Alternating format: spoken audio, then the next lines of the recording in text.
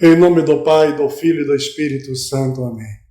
Querido irmão, querida irmã, que a graça e a paz de nosso Senhor Jesus Cristo e o amor de Maria esteja sempre em vossos corações. Hoje, 22 de janeiro de 2021, sexta-feira da segunda semana do tempo comum. Segundo demonstra a primeira leitura de hoje, a carta aos Hebreus, capítulo 8, versículo de 6 a 13, o fato da substituição da primeira aliança, da antiga aliança, pela nova aliança em Jesus Cristo, mostra que a primeira aliança, chegou ao seu fim, pois desvirtualizada, esgotou-se em seus propósitos. Isso conforme nos ensinou o livro de Jeremias, no capítulo 31, versículo de 31 a 34, nos ensina justamente isso, esse esgotamento da antiga aliança. Meus irmãos, se a antiga aliança foi gravada em pedra no Sinai, expressando o desejo de Deus, supondo a conversão do homem, o seu resultado foi um fracasso. Pois resultou do quê? Resultou em levar os homens a submeter-se a uma obediência somente externa, de aparências, uma obediência meramente legalista das leis de Deus. Ao contrário, a segunda aliança, cujo mediador foi Jesus Cristo, é gravada em nosso interior, nos nossos corações.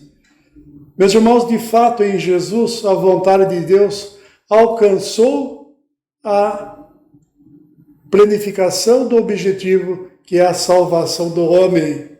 Por isso, os mandamentos já não estavam escritos, mas nas tábuas da lei, mas sim no coração de Jesus, que, em favor do Pai, é o mediador entre a humanidade e Deus. Ninguém mais ensinará então o seu próximo, nem o seu irmão, dizendo: conhece o Senhor. Porque todos me conhecerão, desde o menor até o maior. E ungidos pelo Espírito, somos movidos, todos nós, meus irmãos, a edificar uma sociedade nova, onde, segundo o Salmo responsorial de hoje, nosso Salmo 84, a verdade e o amor se encontrarão. A verdade e o amor se encontrarão. Ouçamos o Evangelho de hoje, segundo a catequese de Marcos, capítulo 3, versículo de 13 a 19. Naquele tempo, Jesus subiu ao monte e chamou os que ele quis, e foram até ele. Então Jesus designou 12 para que ficassem com ele e para enviá-los a pregar, com autoridade para expulsar os demônios. Designou, pois, os 12, Simão, a quem deu o nome de Pedro, Tiago e João, filhos de Zebedeu, aos quais deu o nome de Boanerges, que quer dizer filho do trovão, André, Filipe, Bartolomeu, Mateus, Tomé, Tiago, filho de Alfeu, Tadeu, Simão, o cananeu, e Judas Iscariotes, aquele que depois o traiu. Palavra da salvação, glória a vós, Senhor. Naquele tempo, Jesus subiu ao monte e chamou os que ele quis. Meus irmãos, os 12 homens, 12 apóstolos quer dizer enviado, escolhidos por Jesus, foram então enviados para pregar a boa nova com autoridade sobre as forças do mal. 12 apóstolos, número certamente em referência às 12 tribos de Judá. Também podemos pensar que a escolha em números pares, número 12, foi porque Jesus queria enviar 2 a 2. Aí podemos então supor e entender que não devemos evangelizar sozinhos, mas sempre em comunidade. Onde 2 ou mais estiverem reunidos em meu nome, eu estarei no meio deles. 2 cabeças, meus irmãos, pensam melhor do que uma. Isso a nossa prática diária nos atesta, esse pensamento. Então, instruídos por cerca de 3 anos por Jesus,